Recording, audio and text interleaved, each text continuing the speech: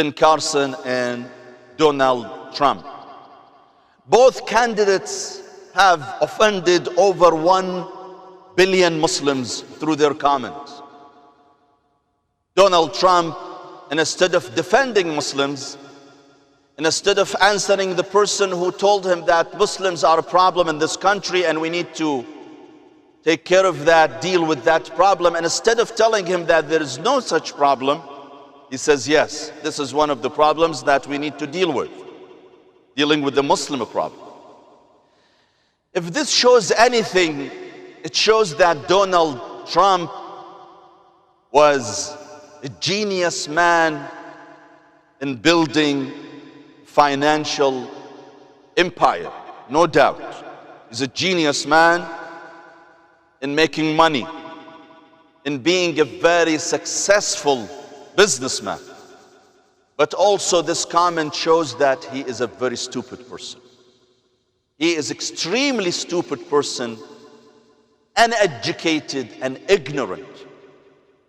The man does not know anything about Muslim faith.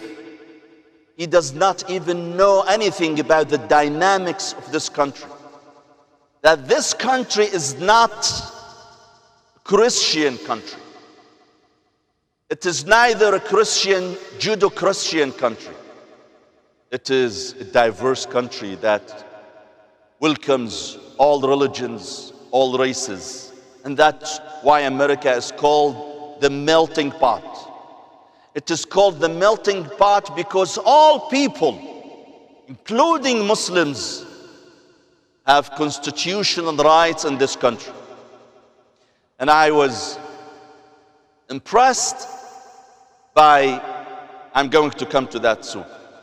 Now, the other comment was made by Ben Carson, who said a Muslim cannot be a president. I was very impressed by a young African-American guy who was maybe 12 or 13-year-old, who sent a powerful message yesterday through the social media to Ben Carson, telling him that he, this young Muslim African-American guy, he will be the first Muslim president, inshallah.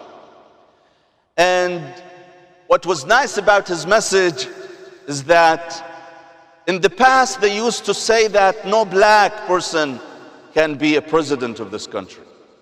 Now we have a black president.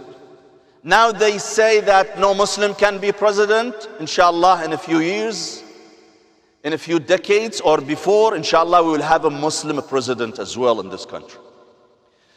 Now, my disappointment with Ben Carson is bigger than my disappointment with Donald Trump. The reason is Ben Carson is supposedly be an extremely educated person. He's a neurologist. He's a physician. But it seems that this neurologist himself needs a neurologist to check him and to check his own brain, to see if his brain works or not. When he talks about Muslims and a Muslim not being fit, again, this shows his ignorance about Islam. When he talks about the Sharia law banning Muslims or not allowing Muslims to be a president of the United States, this man shows little knowledge about what is he talking about. What about Jewish people? Jewish people have their Sharia law also. It's called halaqa or halakha. The Catholics have their own Sharia law. It's called canon law. How come the canon law and the halakha law do not impede Christians and Jews from pursuing the highest office in the United States? Only the Sharia law does.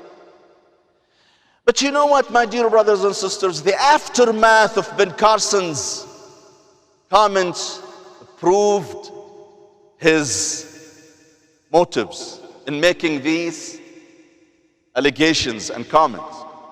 If you read the news, it says that after Ben Carson made his comments, his donation skyrocketed among Republicans. So it's very obvious the man was about fame and about money.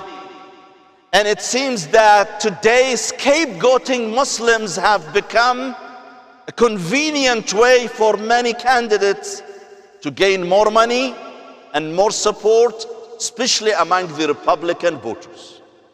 And therefore, I believe that the Republican Party takes the biggest responsibility in promoting this kind of bigotry. And I believe Republican leaders need to come today and unequivocally condemn these attacks against Muslims. They have the responsibility to condemn this bigotry against Muslims, which is indeed bigotry against America, a welcoming America, a melting pot America itself. So I believe that our nation needs to be more educated and not to be deceived by this kind of silly comments that is aimed at commercial purposes only, that's aimed at making more money and getting more funds in the fundraising events.